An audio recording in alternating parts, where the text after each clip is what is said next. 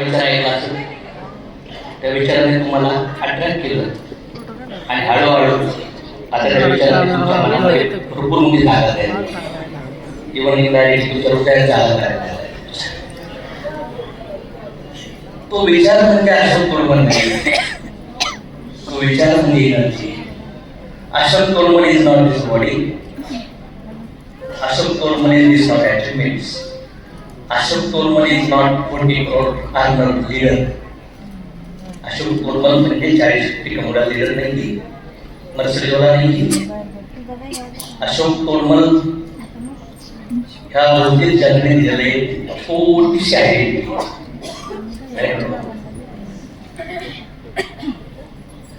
अशोक तोडमल जो तुम्ही आज पाहताय तो एकदम छपराच्या घरात आम्हाला झाला होता.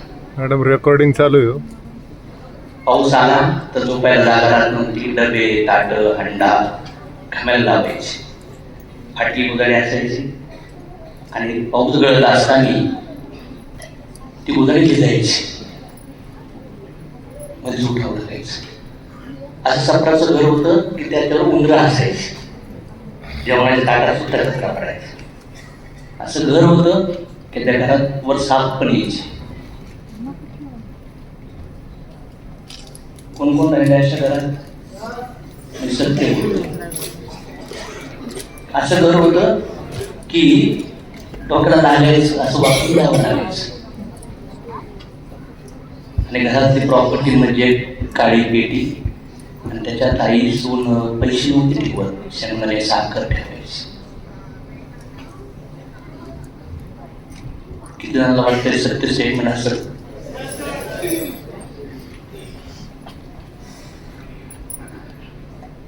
असा व्यक्ती तुमच्या समोर भयानक दुःख बघितलं लहानपणी. 15 रुपये रोजंदारी वयाने काम केलं, 50 रुपये रोजाने वडिलांनी जाऊन विहिरीवर दगड फोडली, माती भरले लोकांचे घर.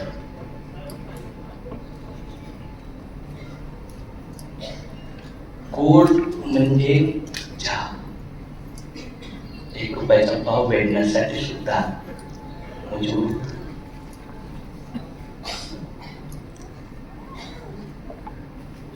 पाऊण एकर शेती होती,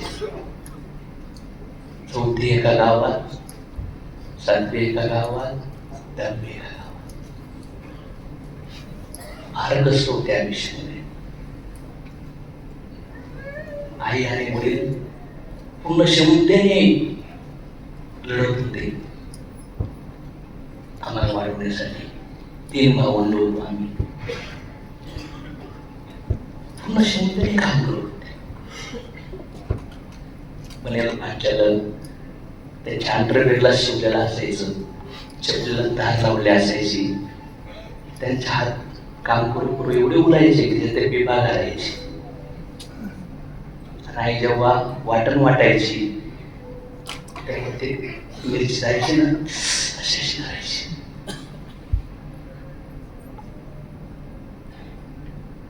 आणि त्यांची इच्छा होती की आमच्या पोराने काहीतरी करावं. आम्ही नाही केलं. त्यांचा भाबडा गैरसमज होता की शिकावं पोराला, म्हणजे पोरं गैरवी तोडण. शिकवलं त्यांनी 10वी पर्यंत आणि म्हणजे भाऊ आता कामाला जा. पहिला पगार 450 रुपये एका हॉटेलमध्ये वेटरचं काम केलं. प्लेट धुतली, कॉलेज शिकलो, MSCITचा क्लास लावला आणि पगार 450 होता. 16 वर्ष घर सोडलं होतं. 16 वर्षाच्या आधीच घरी मी एवढं मानलं होतं. पाणी वाहणं, शेतामध्ये काम करणं, ते आई वडिलांसोबत जाऊन शेतीमध्ये उठवणं, एवढं घरी मी आपलं होतं. एवढी इम्युन सिस्टम स्ट्रॉंग झाली होती. कसं तरी 15 वर्ष लागले शिक्षणामध्ये. असं वाटलं आता मी मोठा होणार, पण कामाला गेलो कळलं लेरेचे उंदरांजीत ते म्हणजे अनुभव घ्यावा लागतो. त्याच्या खानदानात कुणीच काही कमवलं नाही, एकच पर्याय असतो शिक्षण घेणं, बरोबर ना.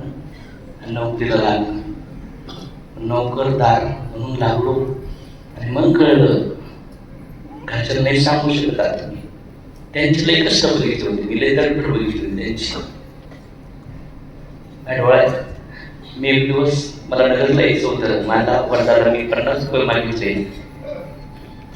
वडिलांच्या पायाला मी त्याने पॉकेट काढलं आणि त्याच्यात असं करत करत मला कळलं फक्त 10 रुपये. किती रुपये तर मला 50 पाहिजे होते. त्याच्यात ना वडील पासून बेशी गपचूप द्यायची म्हणा, अशा आईनं द्यायचं आपलं काय द्यायची नाही त्याला बोलायची. हा म्हणजे आलो 5 मिनिटं आणि कुठं 7-10 मिनिटं जाऊन पण कसे तरी आणले 40 रुपये. त्यांच्या पॉकेटात ते 1 रुपयाची 2 रुपयाची कडक नोट दिली ना, ते सगळ्या काढून ते माझ्या वाटतं ते माझ्यासाठी ना 50 कोटी सारखे होते. ते मला आठवतं. तो क्षण माझ्या मनामध्ये आहे ना, आणि तो जो दर्द मी भोगला ना, त्याच्या एवढा दर्द मला नेटवर्क मार्केटिंग मध्ये झाला. इन्सर्ट इगो हार्ट माझ्या बापाचा दर्द. माझे वडील म्हणले होते, मी काम करता करता माझ्या पाठीत एक दगड पडला होता आणि तो कंटिन्यू पाठ दुखायची त्यांची, कंटिन्यू पाठ तरी दाबावं लागायचं. ही गरिबीची सुद्धा सावकार आहे मी. गरिबी म्हणून निघलेले लोकच महान होऊन राहिले, कारण की त्यांची इम्युनिटी फार स्ट्रॉंग होती. आणि जेव्हा कळलं 1 कंपनी 2 कंपनी अशा कंपन्यात जॉब करत करत मार्केटिंग भेटलं, पॉलिसी बिलिसी काहीतरी 5-6 कंपन्यात बरोबर तुटलो होतो पूर्ण. जॉबमध्ये नाही, व्यवसाय करू शकत नाही, आई बापाला सांगू शकत नाही. काय सांगू त्यांना, नव्हतं माझ्या हातात, मार्ग दिसत नव्हता. आणि जो मार्ग होता त्याच्यात मला भूत नव्हतं. आणि अचानक एक घटना घडली. माझा भाऊ इथं आहे ऑलरेडी, तो आता तर 2-3 कोटीचा मालक बनवला आहे. पण एक काळ अशी घटना घडली, सख्या चुलत भावाकडून गाडीचं टायर पेट्रोल भरताना त्याच्या पायावर गेलं. आम्हाला वाटतं थोडं जाईल होऊन जाईल, आणि पैसे नाहीत म्हणून डॉक्टरने ट्रीटमेंट नाही केली, पायात पॉयझन झालं. आणि बरेचसे पैसे गेल्यानंतर सुद्धा सगळं नव्हतं ते लावलं एकूण तिकून. डॉक्टर 21 दिवसानंतर मला आत येऊन म्हणतात, गुडघ्याच्या खाली पाय कट करावं लागलं 18 वर्षाच्या मुलाचा. माझ्या आईवडिला पण नाही सांगितलं, मला पण नाही सांगितलं. मी निर्णय घेतला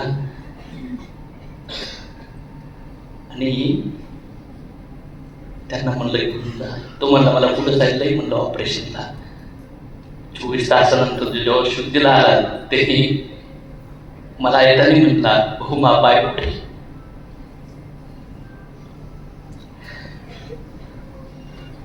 त्याला कारण होतं फक्त पैसा, मजबुरी. आणि त्यावेळेस मी बेशुद्ध पडलो होतो.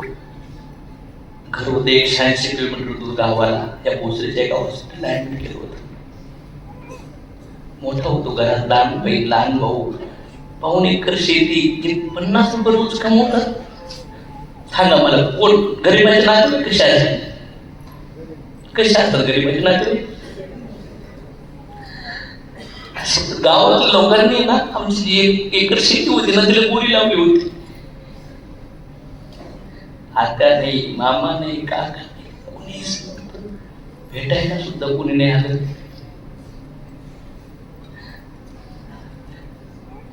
चहा प्यायचं वांदा होतं आणि ते डॉक्टर लोक 5-8 हजाराचे औषध लिहून द्यायचे मेडिकल करून आणण्यासाठी मला.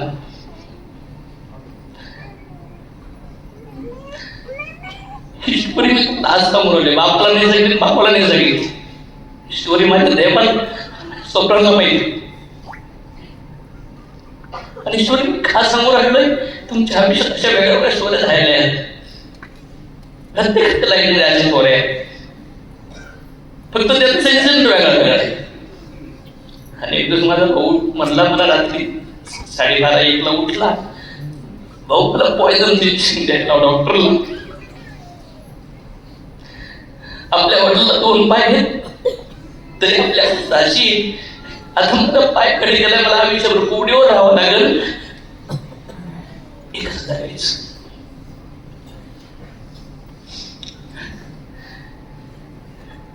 जेव्हा हॉस्पिटलमधून डिस्चार्ज केलं ना, तेव्हा ते टॉयलेट असतं ना, इंग्लिश टॉयलेट घ्यावं लागणार होतं. आता 450 रुपयाचं घेण्याचे पैसे नव्हते.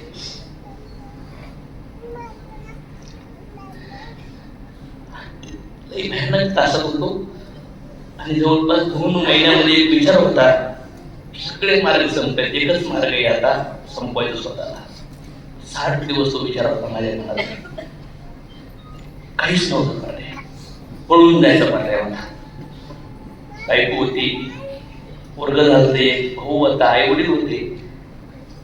ठरवलं पण पिंपरीचं रेल्वे स्टेशन राहायला इथं होतो आम्ही, कसपटे बसतील आहे तिथून 2:45 वाजता रेल्वे ट्रॅकला गेलो होतो.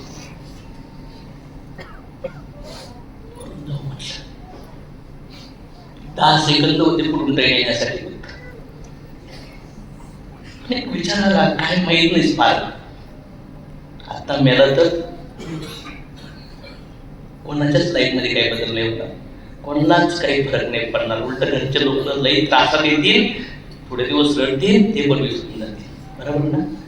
ते पण चोच दिले तर धागा त्यांना. पण विचार केला, आता मरायचं नाहीये, पण समाजात मेल्यासारखं जगायचं. इमोशनल कट, अटॅचमेंट कट, भीती कट, आळस cut, tension cut, doubt cut, फक्त जगायचे. आणि इथपर्यंत मी आलोय ना, इथून मला वर निघायचे. आणि या जगामध्ये जे लोक माझ्यासारखी परिस्थिती भोगतात ना, त्यांना कळायला लावायचे, त्यांचे अश्रू पुसायचे. त्या स्टेजला आल्यानंतर जे मरायला निघतात त्यांना प्रकाश दाखवायचे. माहिती नव्हतं काय भेटल, काय होईल, कसं होईल. तसं त्या आत्माच्या डोक्यात विचार होता ना, मोठं व्हायचं. आणि मार्ग भेटला मला 2.5 महिन्यानंतर. एक अनवळी व्यक्ती मला प्रोग्रामला नेलं. माझ्या एका मित्राचा एक व्यक्ती बघितला, त्याने फक्त 2.5 लाख कमवले होते आणि त्याला एक हार गळ्यात टाकला होता. तो म्हणला, माझा मित्र येतो. तिथून बाहेर आला आतमध्ये. किती रुपये बघितले मी? किती रुपये? फक्त 2.5 लाख कमवलेला एक माणूस दिसला होता. तो होता माझा स्टार्टिंग पॉइंट. सुरू केलं, लागले तसे मध्ये कामाला. लय त्रास झाला मला, लय पळपळ झाली. लोक ओळखीचे नाही, लिस्ट नाही, बोलता येत नाही, खायचे वादे, खायचे वादे, सगळे वादे, सगळे नाराज होते अशा परिस्थितीमध्ये. आणि अशा परिस्थितीमध्ये जेव्हा बिझनेसला सुरुवात केलं, काहीच माहीत नव्हतं कसं होईल, काय होईल. फक्त एवढंच माहिती, एकच सोल्युशन आहे, प्रॉब्लेम सॉल्व्ह करायचे. घुसलो कामाला. 5:30 रोज उठायचं, गारपाणी आंघोळ करायची, सकाळी चहाचा टपरीवाला होता, त्याची टपरी झाडायची आणि तो त्याच्यामुळे सकाळी चहा द्यायचा आणि थोडे पोहे द्यायचा खायला. नाश्ता असा होता. दुपारी काहीच माहित नव्हतं पुढं कसं होईल. एक व्यक्तीला प्रोग्रामला न्यायला तिकीट होतं 30 रुपये, 50 रुपये. नवीन सेमिनारला तिकीट होतं, सीओ आहे ना आपले, तर आणण्यासाठी तिकीट असायचं. भयानक त्रास झाला. पुस्तक वाचायला सुरुवात केली, ट्रेनिंग मिटिंग, रोज कामात, रोज कामात, रोज कामात, रोज कामात, रोज कामात. काहीच माहित नव्हतं, पण ठरलं होतं करायचं, करायचे, करायचे, करायचे. 1000 रुपयात चेक करायला 72 लोक मला निगेटिव्ह घेतले. 52 तरी सांगितलं होते ना. अनोळखी लोकांना सांगायचे ना, ओळखीचे लोक नव्हते.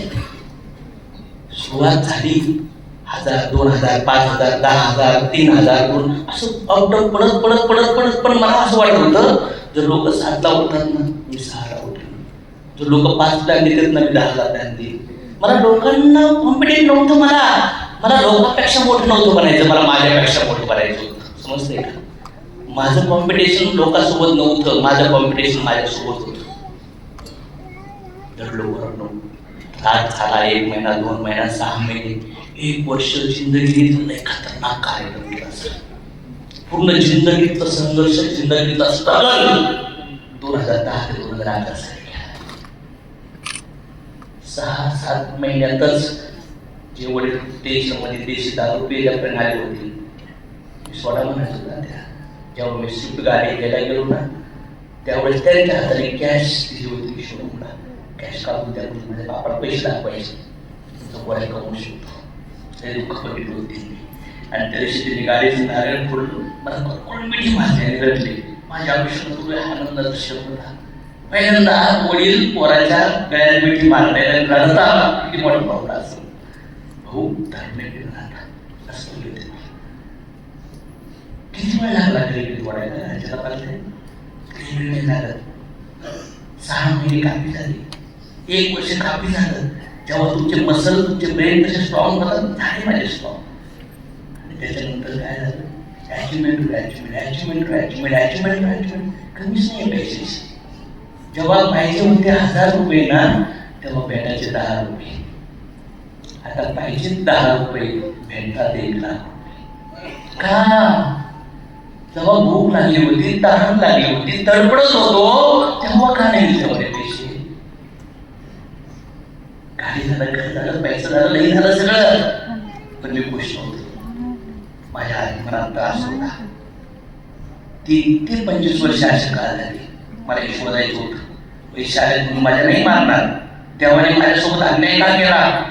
आणि त्याच्यासोबत पैसे कमवायला लागलो तेव्हा मला मिळलं. मला तर भेटलंय मार्ग, पण लोक का हार मानतात?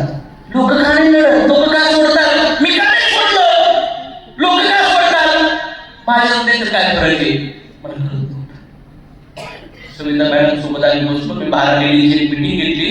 त्या 12 लेडीज सोबत 4.5 तास मी रडत होतो. त्यांचे दुःख आहे. कोणी म्हणला की माझा नवरा माझ्या तोंडावर थुंकतो, लोअर क्लासमध्ये प्रॉब्लेम्स आहेत. एक लेडीज म्हणली माझा नवरा माझ्या अवघड ठिकाणी सांगितलं. म्हणलं एवढे कोण लोक आहेत? आणखी 2-3 लेडीजचे विषय जर सांगितले ना तर सांगू नाही शकत. विचार केला एवढे कोण आहेत, त्यांना पैशाने कपडे हँडल नाही बदललं जाऊ शकत. तेव्हा विचाराने बदललं जाऊ शकत. अपंग आहे, कोणी विधवा आहे, कोणी बाळ लग्न होणार तडपडतोय ते पोऱ्या आईबापासाठी, पोरगी तडपडते आईबापाला मदत करायसाठी, तो तरुण मुलगा तडपडतोय आईबापासाठी, पोरीसाठी, पोरासाठी, ती बाई तडपडते, तो म्हातारा माणूस तडपडतोय. त्यांना माझं दाखवायला कोणीच नव्हतं. कोणाचं बाळ मरतंय, कोणाची केस चालू आहे, कोणाला हाणामाऱ्या होऊन राहिल्या, कोणीतरी कोणाला तरी चिटिंग करून राहिले, कोणीतरी आत्महत्येपर्यंत जाऊन राहिले. मी विचार केला काय करू यांना, कसं मदत करू मी? आजूबाजूला सगळे दुःखाचे आहेत. मग मी डोनेशन अनाथ आश्रम, वृद्धाश्रमाला गेलो, मदती केल्या. मला कळलं काय नाही राहिलं, काय सोल्युशन काय? हातून आकांक्षाने ओढत होतो. माझ्यासाठी नव्हतं मार्गदर्शक. भगवंता माझ्यावरती वेळ का आली आहे, याच्यावर का आली मला सांगा. मला उत्तर शोधायचं होतं. मशीद गेलो मी शिरकुटबा खायला. मी चर्चमध्ये गेलो सांगलीच्या. मी तुळजापूरला गेलो, मी शनी शिंगणापूरला गेलो, मी शिर्डीला गेलो, मी पंढरपूरच्या नद्या जोड्या मारल्या, आळंदीच्या देव आळंदीला जाऊन आलो. आणि मी क्लिअर होत नव्हतो, मला कळत नव्हतं कसं होईल. माझा प्रश्न होता माझ्या जिंदगीत असं का व्हायले? आणि याचं राईट उत्तर देणारा कोणीच नव्हता. ना माझा बाप, ना माझा मित्र, ना माझा नातेवाईक. ज्या गुरूंना भेटलो ना ते पण म्हणायचे कर्मवीर मास. मला पटत नव्हतं. म्हणलं मला त्या ताईचा गर्भ का भेटला, करोडपतीचा गर्भ का नाही भेटला सांगा मला. मी काय पाप केलं होतं? मला का बोलावं लागलं आणि लोकांना का बोलावं राहिले? तेव्हा महिन्याला 8 लाख रुपये मिळत होतो. त्यावेळेस माझी मानसिकता होती. इमॅजिन करा जेवढे पैसे येत आहेत तुमच्याकडे आणि तुम्हाला लोकांबद्दल करू नये आणि काही शोधताय तर देव दाखवणार का नाही मार्ग? 20-30 वर्ष करून लोकांना काय नाही राहिलं, 40-40 वर्ष करून काय नाही झालं. त्यांना भले भले त्यांना आम्ही गुरु मानतो का नाही झालं त्यांचे? मला नाही पाहिजे, नाही पाहिजे. आमची फॅमिली बघा सिंपल फॅमिली, नो दिखावा काहीच नाही. आमच्या आई सिंपल आहे, अजून शेती काम करतात. नाही म्हणजे भाऊ साधी आहे मा येसो नो, आम्हाला कसं करायचं, आमचं कर्तव्य पार पाडायचं येसो नो. लग्न आता एकच प्रश्न होता, त्या गर्भात मी का आणि कुठून सांगा. ते म्हणले आई वडिलांना नाही, त्यांनी मला शरीर दिले, तोच गर्भ का.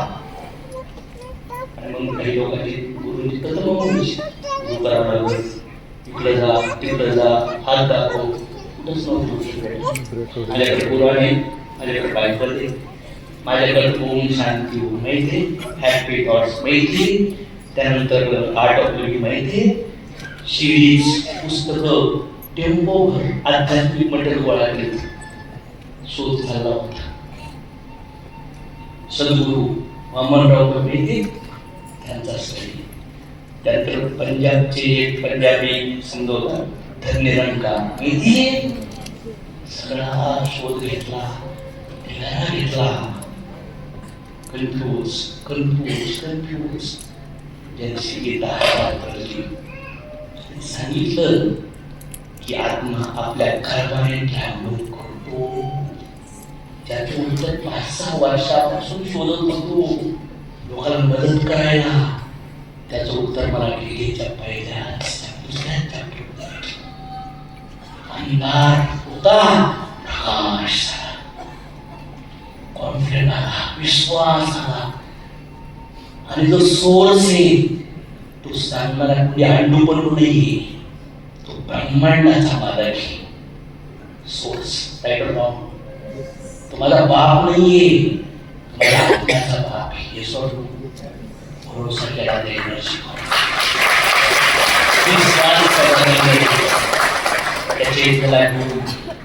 काम केलं.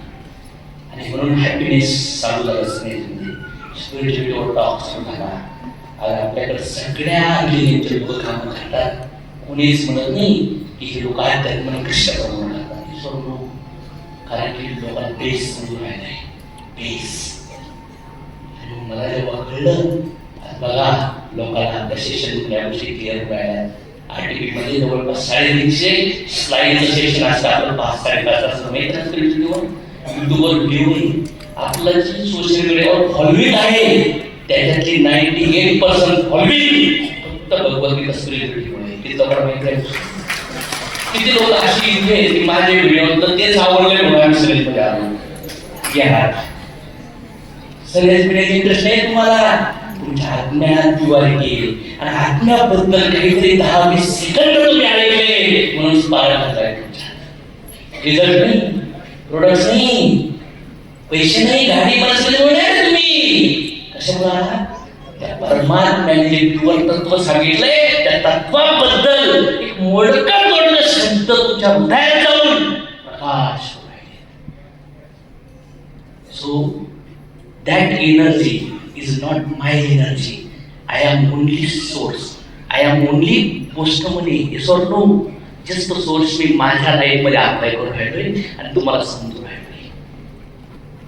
आणि आज बघा नवरा बायको एकत्र राहिले, माफ करून राहिले, दुश्मनी करून राहिले, कंप्लेंट्स मागून राहिले, बदलाव करून राहिले, आयुष्यामध्ये हलके राहिले, हलके मोकळे राहिले. एका स्टेशनवरून बाहेर आलो, भर उन्हात 8 वाजता एक बाई उपाट्यात झोपली. नाही सर, 8 वर्षापासून रडत होते, तुमच्या 5 मिनिटं मोकळी झाली. मी 8 वर्षापासून दुःख होतो मला.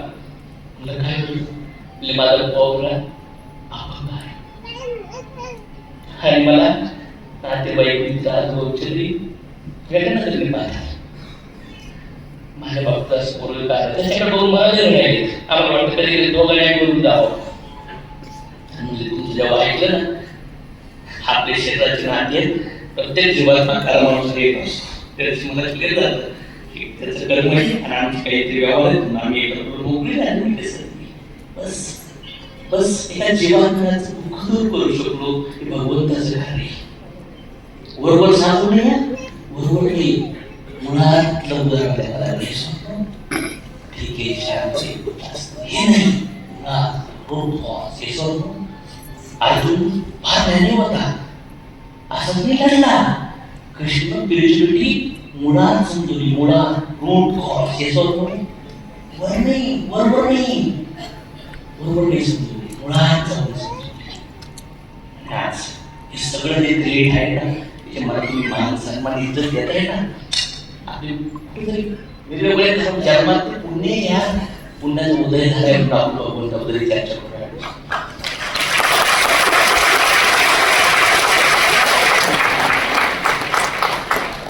2021 आता 100 वर्षाचे पुरुष नसणार आहे आपण. पुरुष नसणार काय होईल बघा. आज बा मी गाडी घेतली, मी घर घेतलं, मी पैसे कमवले, चिल्लर येते काय नाही टिकणार. एकच टिकणार आहे की भगवंताचे जे जीव जे तळपडतात त्यांना अंगातून प्रकाश घालता येईल. पहिला तो प्रकाश घालायचा. सगळ्यात मोठं भक्ती कशाची माहिती? भगवंताचे जीव आहेत ना, त्या जीवांच्या आसूपासून त्यांना टाळायला सगळ्यात मोठी भक्ती. तिथं अल्लाह भेटत, तिथं दिगंज भेटत, तिथं राम भेटली, तिथं कृष्ण भेटली, तिथं माऊली भेटली, तिथं समर्थ भेटली, तिथं भवानी भेटत, हनुमान भेटली. सगळे देवी देवता तुम्हाला लोकांच्या सेवेमध्ये भेटते. आणि ती हेल्थ वेल्थ आणि हॅपीनेस मध्ये जाते. समजते ना? आणि आज ही सगळी अचीवमेंट झाली आणि आता 2 पिटारा आहे आपल्याकडे. 2 पिटारा दोन्ही गोष्टी आहेत. जगातले कुठले प्रॉब्लेम असू द्या, मी काय बोलतोय, जगातले कुठले प्रॉब्लेम असू द्या, आणि जर तुम्ही माझ्या शब्दावर की माझे म्हणजे भगवंताच्या शब्दावर बिलीव्ह करायला तयार असाल तर 10, 20, 30, 40 वर्षाचं ओझं 10 मिनिटात घालवू शकतो.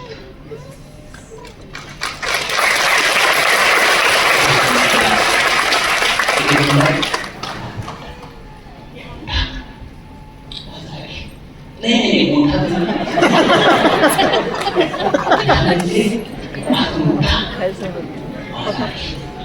मी माझं कार्य करू. मी एवढ्या देवाला भेटू राहिलोय ना, तर तुम्ही दिवा पेटून फक्त नवरा बायको पोरा सोरांना वगैरे नाही करायचं. मी करू राहिलोय का? मी माझ्या बायकोला करून सांगितलं ना मी यांचं आहे, माझ्या आई बापाला पण सांगितलं मी यांचं आहे. तुमच्या शरीराच्या काय रिस्पॉन्सिबिलिटी आहे ते पूर्ण करण्यासाठी किती रुपये लागतात? हे करून हे सोडून आता मला समाजासाठी कार्य करायचं. माझा देवा पेटवला आहे, आता मरेपर्यंत मला लोकांना पेटवत राहायचं. ज्ञानेश्वर माऊली म्हणजे ना, आता आम्ही समाधी घेतोय. मोठ्या भावाच्या अगोदर लहान भाऊ काय म्हणतोय, बस आता मला काय करायचंय, समाधी घ्यायची नको. हे शरीर मला हे सोडून, हे शरीर असं ते इच्छा असतील आणि इच्छा असतील तर काम आसन, दूध आसन, लोभ आसन, मद आसन, मस्त आसन. शरीर हे पण इच्छा संपल्या मुक्ती. शरीर हे पण इच्छा संपल्या मुक्ती. पण शरीर हे आणि इच्छा आहे म्हणजे काय? शरीर संपलंय आणि इच्छा आहे. पुन्हा जन्मी, पुनरपी जन्मी, पुनरपी जन्मी, मरणे म्हणजे पुनरपी जन्मी, पुनरपी जन्मी, पुनरप मरणम. जन्मे शयनम. पुन्हा पुन्हा गर्भामध्ये यावं लागलं. 84 लक्षी योनी, कुत्रे, मांजर, डुकरं सगळ्यांच्या गर्भामध्ये ट्रॅव्हल करत करत एक म्हणणं भेटले. मिस नका करू वेळा, नका करू मिस. तुमच्या मनामध्ये प्रकाशाची गरज आहे सोडणो, तुमच्या परिवारात प्रकाशाची गरज आहे सोडणो, आणि तुमच्या आजूबाजूला सोसायटीला प्रकाशाची गरज आहे. Right or wrong? प्राण्यासारखं नाही जगायचं आपल्याला. आणि माझं तर कार्य इथं करणार आहे लोकांवर. माझी सगळी जी अचिव्हमेंट आहे ना, ही सगळी भगवान कृष्णाला अर्पण करू. सगळी माझी अचिव्हमेंट्स आहे ना, या कंपनी असेल, माझा परिवार असेल, आणि तुम्ही सगळे लोक आहे. मी नाही, मी जस्ट मीडिएटर आहे. Right or wrong? Temporary position आहे, परत टेम्पररी. पण मी ख्वाहिश तुम्हाला एक शब्द देतो. माझ्या मुलीची, माझ्या बायकोची, माझ्या मुलाची, माझ्या आई वडिलांची शपथ देऊन सांगतो. प्रभू परमेश्वरची शपथ देऊन सांगतो. आता हृदयात जे शब्द आहेत तेच मी बोलतोय की बस आखरी श्वासापर्यंत, रक्ताच्या आखरी थेंबापर्यंत मला तुमची आणि तुमच्या समाजाची सेवा करायची.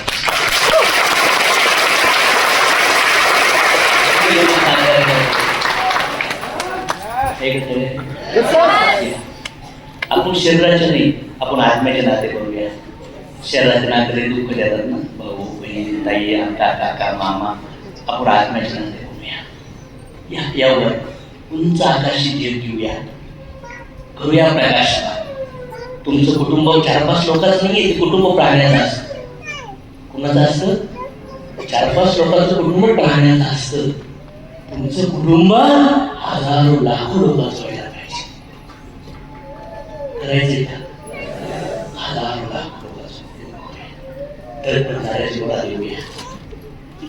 याच्यासाठी पहिलं तुम्ही जागे व्हा. गाड्या घ्या, घर घ्या, पैसा कमवा.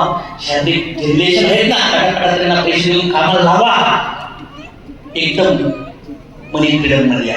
स्ट्रेस फ्री होतात, टाइम फ्री होतात. आणि मग एक भौतिक जगातल्या अचिव्हमेंटचा भंडार आणि एक आध्यात्मिक जगातला भंडार बॅलन्स करून जाऊया. लोकांना वाटत हो, काही लोक समजतील त्याला तुम्ही परमात्म्याच्या नजरेची वर पाहिजे. आतून दूषित नाही पाहिजे, आतून पिवळ होऊया. लोकांना नाही माहित तुम्ही काय करताय, कुठल्या चेतनेमध्ये आहेत, पण आपण करूया. आणि आज जर तुमच्या हे ऐकून अंगावर शहारे येतात, डोळ्यातून पाणी येतात ना मॅडम, प्युअर हृदय तुमची सगळ्यांची. आणि प्युअर आहे, प्युअर चेतना आहे. आणि चेतना जागी झाली, चेतनेसोबत आपण कार्य करूया. ऐकत करायचे, लढायचे, करणार. तर मला वाटतं ॲप्रिशिएशन, तारीफ करा लोकांच्या. गरज आहे ॲप्रिशिएशन. कशाची गरज आहे लोकांना? तुमच्या मुलांना, तुमच्या बायकोला, तुमच्या नवऱ्याला, आई बापांना, तुमच्या मित्रांना, तुमच्या डाऊनलाईनला, तुमच्या कस्टमरला, तुमच्या अपलाईनला, तुमच्या कंपनीला तुमच्या तारीफची गरज आहे. करताल का? त्यानंतर थँक्यू म्हणा लोकांना. अगर सुख मिला है तो भी थँक्यू, अगर दुख मिला है तो भी थैंक यू. वो नहीं दे रहा है, हमारा भाग्य हमें लौटा रहा है. वो जस्ट क्या है, एक मीडियम है. Say thank you.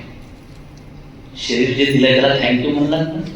घटना घडून गेल्या, थँक्यू देवा. टंगलं टाकणार होतं, फक्त 2-3 टाके पडले, थँक्यू. आणि से सॉरी. मिठ्या मारा घरच्याला, त्या बायकोला, त्या नवऱ्याला, त्या पोरांना, कुठे द्यायचं ना, त्यांचं ओझं हलकं करा. त्यांना बंधनातून मुक्त करा, तुम्ही बंधनातून मुक्त व्हा.